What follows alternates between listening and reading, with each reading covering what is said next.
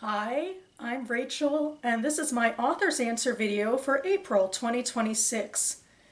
The Author's Answer series was started by J.D. Archer and his writing group. They convened on their writing blog for a few years, I think, posing themselves weekly questions, over 150 in total, I believe, all having to do with reading or writing. And then JD took a couple or a fair amount of those questions and answers and brought them over to his AuthorTube channel. So I'll link to that, all of that information down below, and I'll also link to my own AuthorTube playlist, because I have also been asking and answering these questions for myself in sequence, one per month, for the last several years, and still going strong, still got a lot left to go, and so let's get into it. I am up to question number 109, which is, how do seasons and weather affect your writing?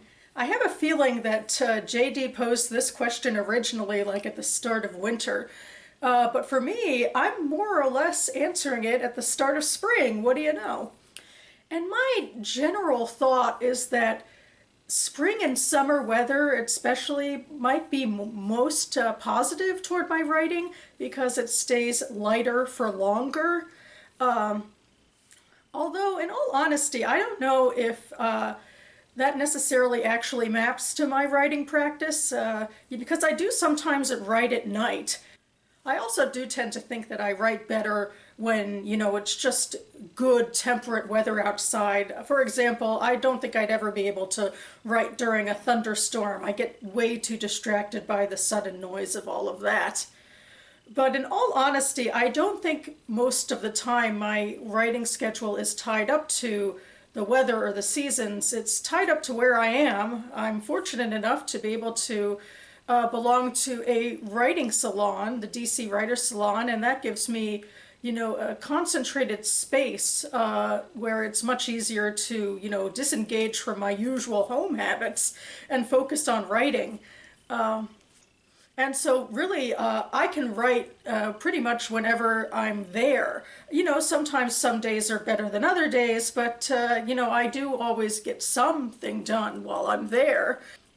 And then the question becomes more how much time is available to me in one sitting versus the seasons. In general, I do try to do a little bit of writing in the mornings before work. But in general, I tend to be focused more on blogging or book reviewing or that sort of thing, and really it is the salon where I'm predominantly focused on my fiction writing. So that does have me thinking a lot about the fact that I'm fortunate enough that on the weekends we have sessions and people coming in during most of the daytime hours of the weekends, or I guess in wintertime it goes into nighttime hours of the weekend as well. And so that's something I always feel like I'd want to take more advantage of. Although then again, I have to juggle with, working full time and all of that. I tend to use my weekends for other things, including, making and creating booktube content for the week. But, what can you do? Sometimes I really do want to just take a real concentrated amount of time to do some writing, and maybe even more than just fiction writing, just in a place where I can just sort of concentrate a bit more effectively. And yeah, I still do feel like there is some sort of correlation with daytime hours. And part of that has to do with my reaction to the coming night.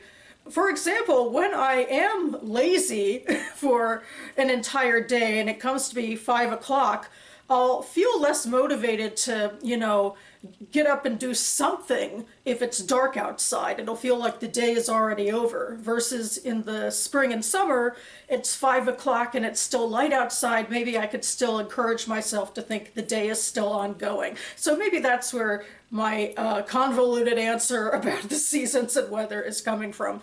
Other than the fact that I just can't write during a thunderstorm, but I think all other types of weather I'd be fine. So that about covers it for me now. I will leave a link to the DC Writer Salon down below. I talk about them a lot. They're a very integral part of my writing and social life now, and I hope you can find a place that could be like that for you as well.